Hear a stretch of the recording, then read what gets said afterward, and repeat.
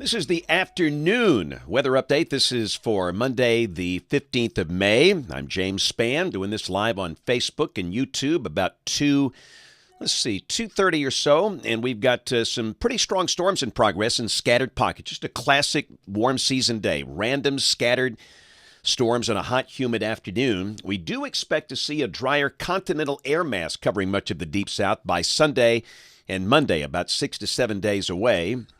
Let's take a look at things today. This is the upper air look, and there is a large-scale upper high across the region. That's the reason it's hot.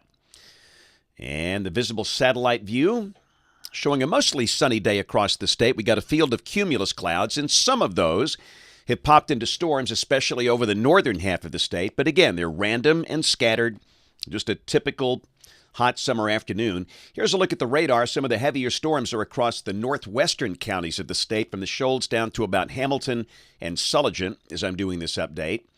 South Alabama, relatively dry. And the heat is on for many places. This is the hottest day so far this year. Birmingham, 91. Hottest day of the year so far for the Magic City. Tuscaloosa, 92. 93 in Dothan. 94 in Mobile. Yeah, buddy, summertime, we'll pretty much declare it here.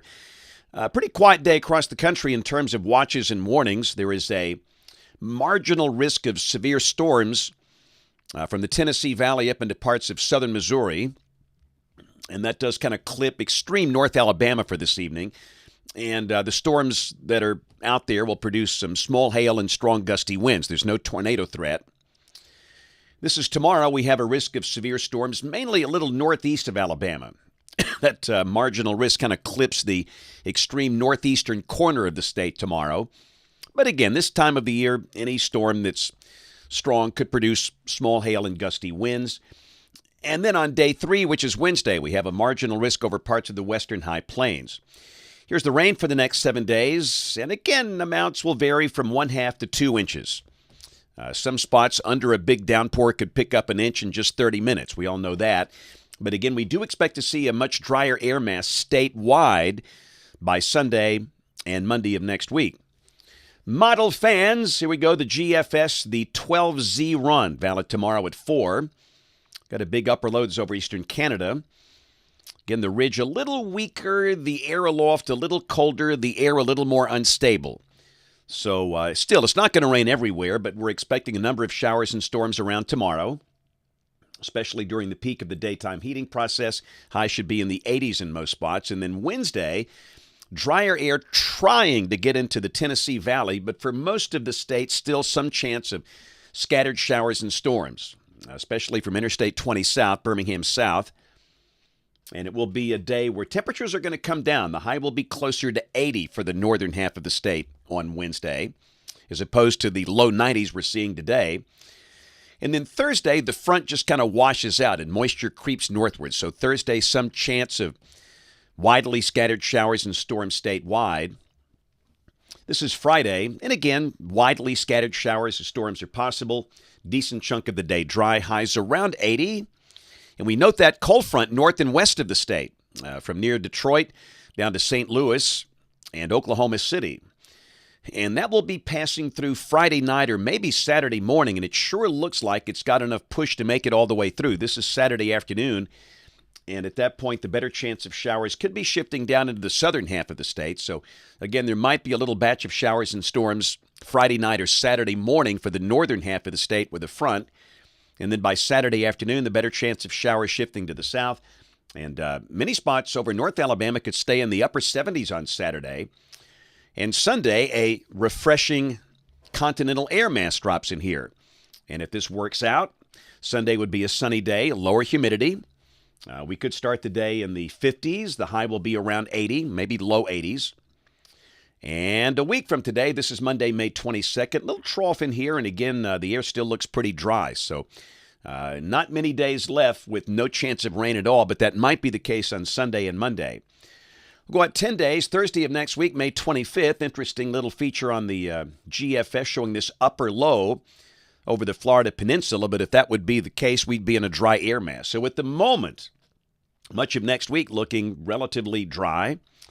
Here's a look at rain for Birmingham coming off the GFS Ensemble. You're looking for the green line on that chart. That's the mean of the ensemble members. And you can see it's about 1.5 inches, between 1 and 2 inches between now and the end of May. And you can see we'll still be pretty close to 90 tomorrow. Still a hot, humid day. Many spots in the 80s. But after that, highs will drop into the low 80s Wednesday through the weekend. And again, this is for Birmingham. You can see the low dropping to 60. Sunday and Monday morning, many spots will likely be in the 50s. And then we see heat levels creeping back up toward the end of next week with 88 by Thursday, May 25th. However, the latest guidance here, this is just in for May 23rd through May 29th. And if this works out, temperatures near or maybe a little below average. Let's roll that Kid Cam. Not many of these left this school year. I was at Walter Kennedy Elementary School in Pelt City. The third graders, they're looking good. They're looking like fourth graders now.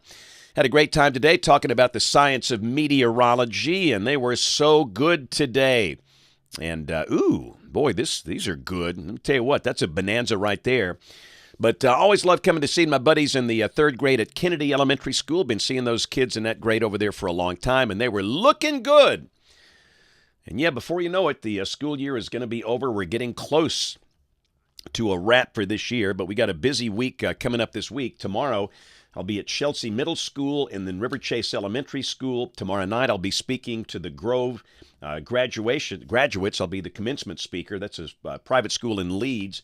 Wednesday, Greystone Elementary School. And before that, I'll be speaking to some folks with the FBI virtually.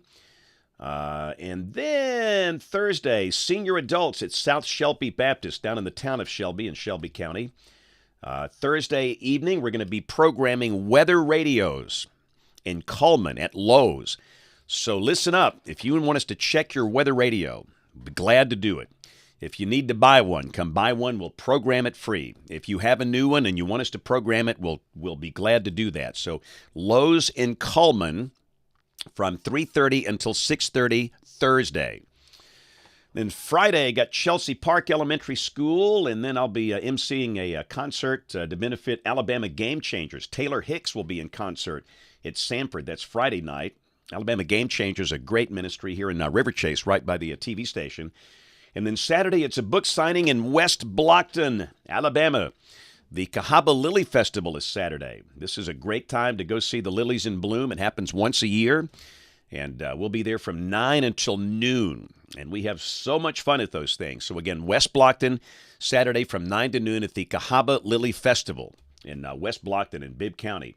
So that'll do it today. We have notes on the blog, alabamawx.com. And of course, we invite you to watch us on television this evening, ABC 3340 News, right across the hall over there in Studio A at 4, 5, 6, and 10 o'clock. Thanks for watching. Have a great evening, and God bless.